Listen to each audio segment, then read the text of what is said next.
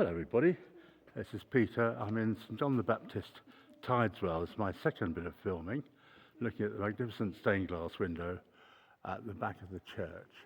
There are a few features that I want to point out that I didn't show you in the first film, so we'll have a quick scan around. There's the pulpit, and most of the features are over here. By the way, this church is known as the Cathedral of the Peaks. And you can see why, because its dimensions are cathedral-like.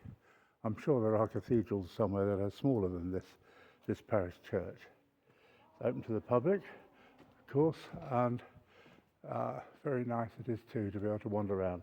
The main feature of the church, I think, or the most attractive feature, one of the most attractive features, are the stained glass windows. The glory of Christ there, showing through, multi-coloured. But also I'd like to show you this bell.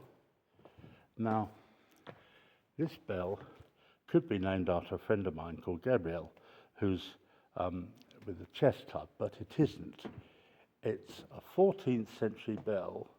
I'll read the inscription. Mihi de celis hebeo nomen Gabrielis, which in Latin means, from heaven I have this bell whose name is Gabriele.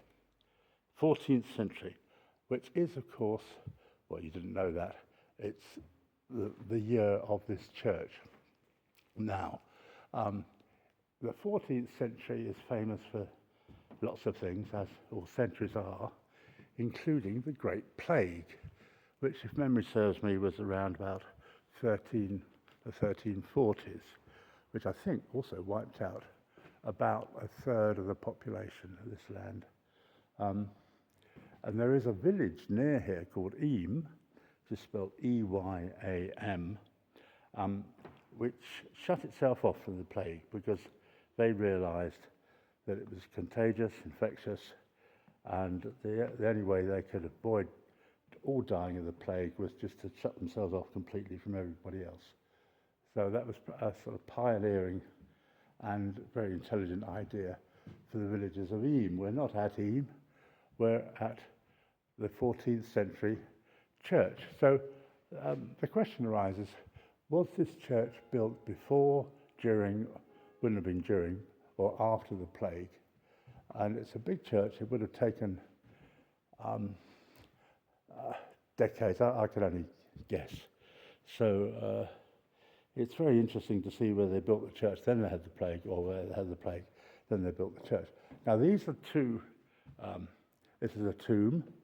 The chap on the left is a knight. He's got his feet on a lion. Well, one foot's both damaged.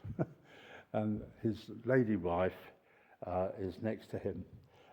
These people are called, let's read this out, this monument of Sir Thurston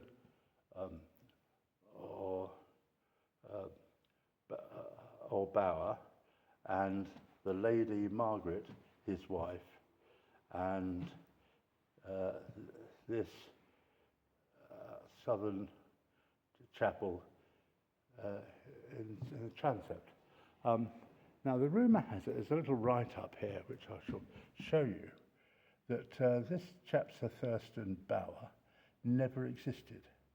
So the mystery is, did he exist, or did somebody assume that title was important enough locally to merit such a wonderful grave? They will forever lie in peace, modelled in stone, next to each other in this magnificent old church. We don't do that sort of thing anymore, probably just as well. You can imagine what it would cost to carve a tomb like this. Sir Thurston, I rather like that. It's a rather nice name. So this is a kind of a follow-up to my first St John the Baptist Cathedral of the Peaks church video. Hope it's been a bit interesting. Thanks a lot for watching. It's Peter the Rock in Derbyshire on Saturday, the 19th of July. Cheers.